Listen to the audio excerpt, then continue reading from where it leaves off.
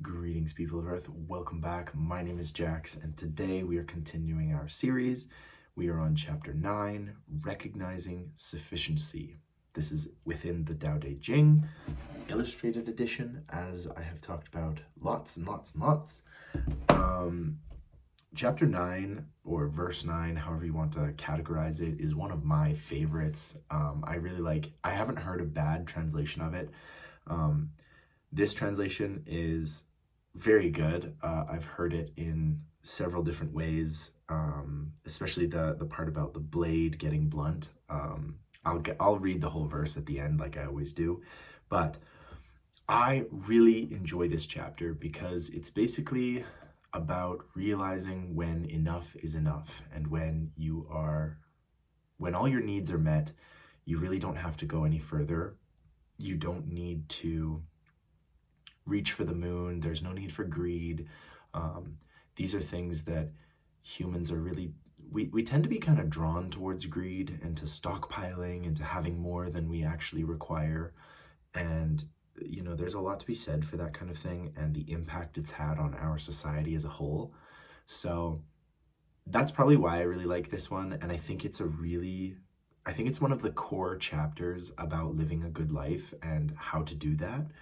Because when you can recognize when you have enough and your needs are met, you really don't want for anything. You are fully achieved and self-sufficient, and you don't require more and more and more. And our society is really good at making you think that you need more. You need to be, you need to be young, thin, gorgeous, rich, powerful, prosperous, we like to think in our society that the more and more and more is always better, but this verse really kind of goes to the contrary of that. And throughout the verse, you get this sense that, you will achieve real peace when you find comfortability with yourself, when you find that ability to just say, you know what, I'm really happy with who I am and I'm good. And that doesn't necessarily mean that you stop growing, you stop learning, you stop reaching for the things that you like and the things you love.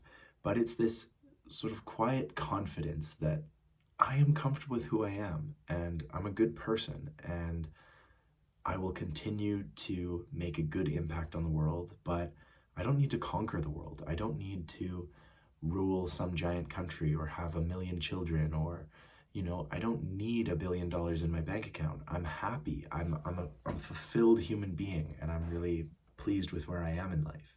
So that's kind of the essential topic of it. This chapter uses a lot of symbolism, which I really like, especially in some of the translations. This translation, basically, it talks about if you are a vessel, if we are all like a cup, and if your cup is totally full, you can't add anything more. You're done, right? But if you're able to just enjoy that equilibrium, that's where you find that peace. And in fact, being a little emptier, like having some space, allows you for room for other things that are positive and good in your life.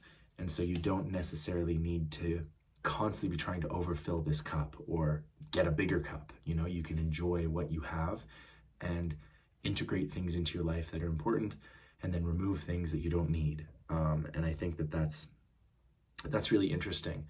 Many of these translations that I've read talk about it's only when you acquire so much wealth that you become scared of the world and scared that somebody's going to come and steal it. And the accumulation of a huge amount of wealth, more than you've ever going to need, that's just going to lead to paranoia. It's going to lead to distrust. It's going to make you hate the world and mistrust the world. Whereas, fulfilling your goals and your needs allows you to just do everything you need to do without having to worry that the world is coming for you and it's going to attack you.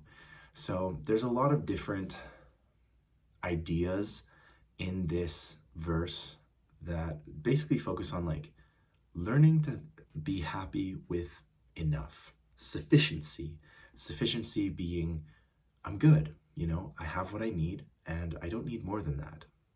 I know where I can get more if I need it, but I'm good, I'm happy. And our society is I think our society has a lot of trouble with the concept of sufficiency. We talk about sustainability, we talk about investing for the future, having enough, like the squirrel before winter, storing up nuts everywhere it can and trying to, stockpile and stockpile and, but we really don't talk enough about being happy where you are and being in the present with what you have and appreciating everything that you have while you have it. Because I hate to be the first person to tell you this, but we all live a transient life. None of us are going to be here in 1,000 years, other than like maybe some technology that turns us into like artificial intelligence or something. But I don't want that. So I can tell you, I will not be here in 1,000 years. I am very much happy to return to the universe and to return my energy. But the idea is we are transient. We can't take wealth with us when we die. We cannot take anything with us except maybe our consciousness. We don't know. The jury is still out on that, and it will be out on that for a long time. But there are very few things that actually come with us when we die. You can be buried with, a sports car or a bunch of gold. You can be buried with whatever you want. But at the end of the day, we can't take any of this with us. And the only thing that really remains of us is the experiences, the relationships we had, and the impact we left on the planet. So those are kind of the things that once you really come to terms with those, the idea of having enough and that being good really becomes a sense of comfort. Because I think a lot of us spend a lot of time with anxiety about the future and, oh man, I'm not ready for the future. I don't have enough. I'm not prepared. I need more money. I need more time. I need more fame or notoriety. I need more acclaim or honor or, all of these different things that humans seek and look for. We always think we need more of it and we want to accumulate.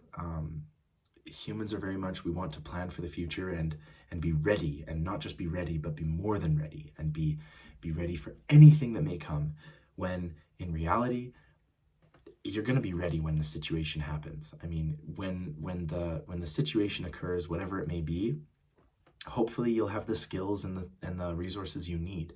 And, if not, hopefully there are other people involved who can help you out or give you guidance or advice. You might be given opportunities in that situation that help resolve it itself. But, things do tend to work out as long as you have a good work ethic and you are prepared to understand that anything can change. Generally, when a situation arises, you have all the tools you need to deal with that situation. But it is very easy to look at the world and to see this crazy, chaotic, unpredictable, dangerous place. And I think that's resulted in so many people struggling with the idea of not having enough. And we see politicians, we see different groups of people, all attempting to claim more or conquer more or whatever you want to say. People have an inherent greed that sometimes can get the better of them. And that can be really detrimental to the rest of us. It can be really hard to deal with. And it usually leads to the accumulation of wealth in a select group of people. And that is usually never a good thing historically. It's okay to strive for success and to do your best, but at the same time, the greed takes over and it leads to paranoia, suspicion, distrust, hatred of the world, hatred of a specific other group. And you don't want to incorporate that into your life, because at the end of the day, you're going to look back and regret that. You genuinely will. It's one of the few things that I can say with confidence. So realizing when enough is enough and you have a sufficient amount of resources or whatever it may be, that's awesome. I also caveat this by saying, I don't think this applies to knowledge. I think this really does apply to more physical and material things. When I read the verse, you'll see that everything that's talked about is sort of symbolism for material power, material wealth, things like that. And so I don't think this really applies to knowledge, because I think we can always continue to learn, live in the present, keep our hearts open.